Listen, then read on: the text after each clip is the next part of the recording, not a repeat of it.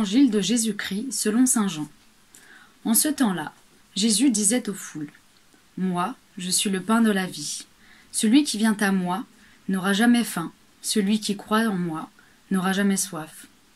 Mais je vous l'ai déjà dit, vous avez vu, et pourtant vous ne croyez pas.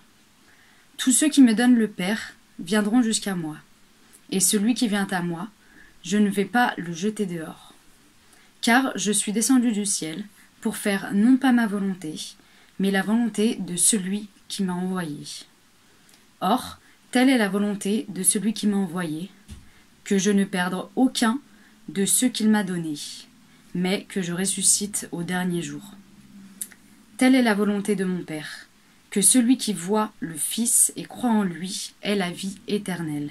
Et moi, je le ressusciterai au dernier jour. »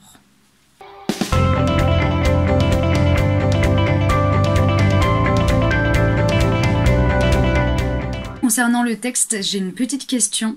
Un moment, Jésus dit « Vous avez vu et pourtant vous ne croyez pas ». Est-ce que Jésus fait référence à saint Thomas ou est-ce que il y a déjà eu d'autres personnes qui n'ont pas cru en ce que Jésus disait? Merci Angèle pour ta question. C'est un fait que si bien des auditeurs de Jésus ont cru en lui, du fait de son enseignement, de ses actes, beaucoup aussi refusèrent de croire.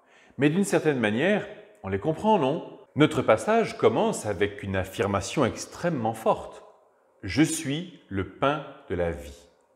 Bien sûr, tous les Juifs savent que Dieu a donné la manne au désert, qu'il a donné aux Hébreux une terre où ruissellent le lait et le miel.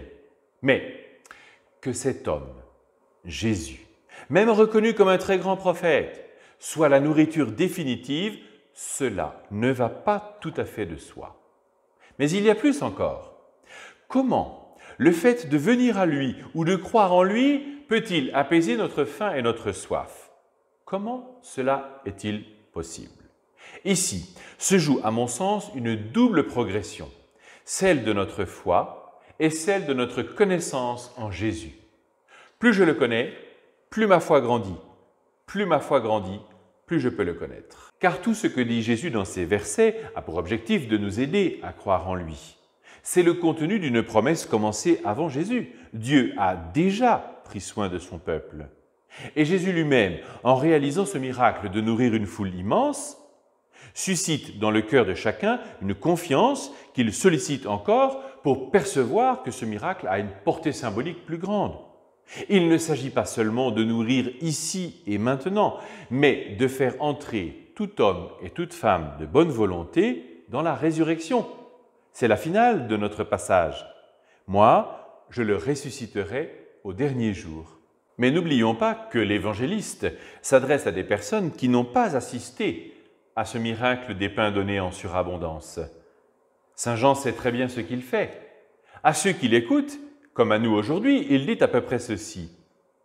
Ceux qui ont assisté au miracle n'ont pas cru que Jésus soit le pain de la vie. Et vous, qui avez reçu le témoignage de sa résurrection, croirez-vous en lui?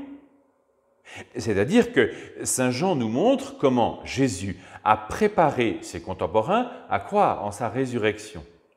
Non pas seulement comme un miracle extraordinaire, mais comme la réalisation d'une promesse annoncée.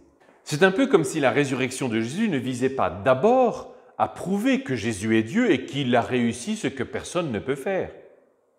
Ceci entrerait alors au guide du record, mais finalement ne nous concernerait pas beaucoup. La résurrection de Jésus est une victoire sur la mort, sur la faim, sur la soif, sur tout ce qui est susceptible d'abîmer l'humanité. Or, la volonté de Dieu, dit Jésus, c'est qu'aucun ne soit perdu. Par le miracle de la multiplication des pains, Jésus annonce qu'il désire nous faire entrer dans la vie, dans sa vie. Et il le fait par l'offrande de lui-même. Et cette vie donnée, ce n'est pas un sursis de vie, mais c'est la vie éternelle, puisque la mort est vaincue. Enfin, si nous est concrètement posé la question de notre adhésion personnelle à Jésus ressuscité, de notre foi en Dieu, elle l'est à partir des merveilles que Dieu a déjà réalisées dans nos vies et qu'il nous invite à discerner pour que notre foi soit plus grande. Et tu vois, Angèle, ce discernement est très important pour nous.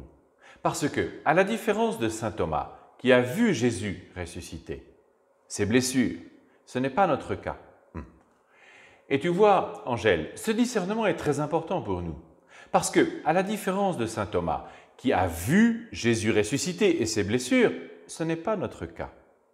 Le Seigneur suscite notre foi par des signes un peu comme celui de la multiplication des pains, où il nous invite à voir un peu plus loin que le concret de l'extraordinaire pour mettre en lui notre foi. Mais nous poursuivrons.